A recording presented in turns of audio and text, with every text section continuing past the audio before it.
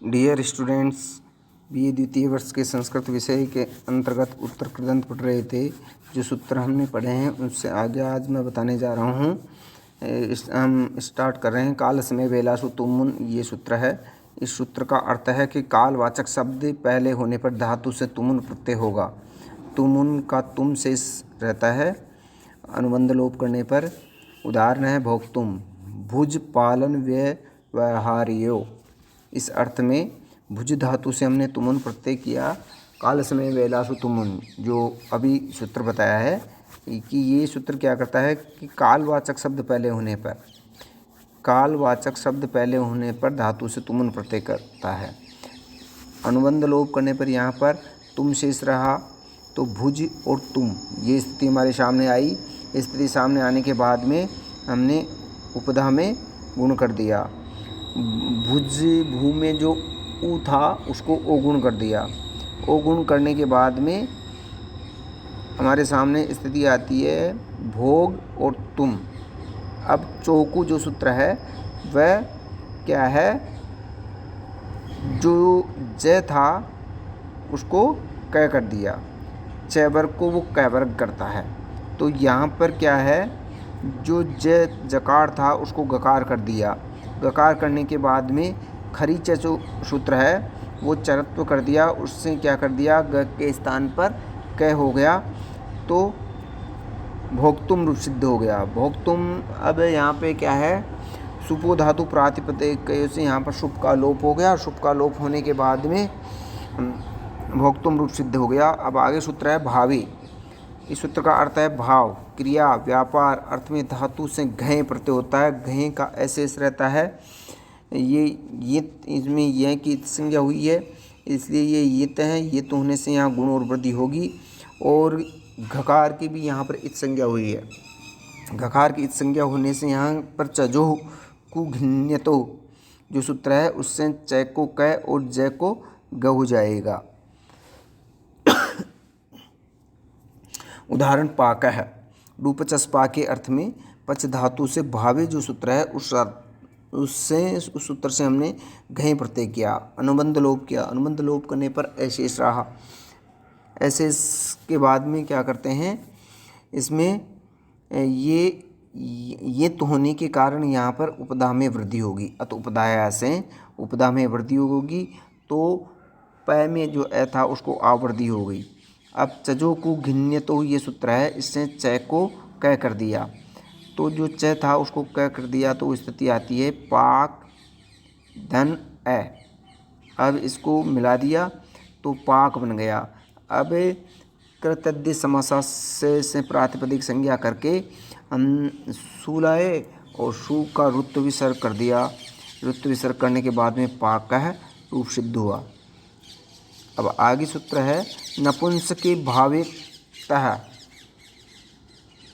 कि नपुंसक लिंग में भाव अर्थ में कतः प्रत्यय होता है, इसका तय शेष रहता है अनुबंध लोप करने पर। अब सूत्र आता है ल्युट्च। नपुंसक भाव अर्थ में ल्युट प्रत्यय भी होता है। ल्युट का यू शेष रहता है और यू को यूर्णाको से अन हो जाता है। अब यहाँ पर जैसे है उदाहरण है हस तय और हसितुम, ये उदाहरण है। तो इसमें हस धातु से हमने कतः प्रत्यय लगाया, अनुबंध लोप किया तो तय शेष रहा। आड़ धातु होने के कारण आड़ धातु का शेड बलादे जो सूत्र है इससे हमने इत का आगम किया, अनुबंध लोप किया, ई शेष रहा, मिला दिया तो हसितुम ये सिद्ध हो गया। और इससे हस धातु से ल्युट प्रत्यय करेंगे तो यू अनुबंध लोप करने के बाद में यू शेष रहता है, यू को अन हो जाता है, यूर्णा को सूत्र से मिला देते हैं, संयोग कर देते हैं तो हसनम रूप सिद्ध हुआ। अब आगे सूत्र है अलम खल्वो प्रतिषेधयो प्राचाम कत्वा। इस सूत्र का अर्थ है निषेधार्थक अलम और खलु पहले हो तो धातु से कत्वा प्रत्यय होता है। कत्वा का अनुबंध लोप करने पर त्वा शेष रहता है प्राचीन आचार्यों के मत में। अब इसका उदाहरण है दत्वा, दा धातु से कत्वा प्रत्यय। अब कत्वा प्रत्यय करने के बाद में दो दधौ ये सूत्र है। ये सूत्र क्या करता है, दा को दत्थ आदेश करता है, दा को दत्थ करता है। तो यहाँ दत्थ और कत्वा ये स्थिति हमारे सामने आई। अब खरीच सूत्र है, उससे ध को तय कर दिया, ध को तय चरत्व तय कर दिया। तो तय करने के बाद में दत्त और त्वा ये स्थिति हमारे सामने आती है, इसको मिला दिया, संयोग कर दिया तो दत्वा रूप सिद्ध हो गया। इसी प्रकार पित्वा है, पा धातु से कत्वा प्रत्यय, अलम खल्लु प्रतिषेधयो प्राचाम कत्वा इस सूत्र से। और एक सूत्र है घू मा स्था, इस सूत्र से क्या कर देते हैं हम, इसको इकार कर देते हैं, पा में जो आ है उसको इकार कर दिया तो पित्वा रूप सिद्ध हो गया, संयोग करने पर पित्वा रूप सिद्ध हो गया। अब आगे सूत्र है समान कर्तृकयो पूर्व काले।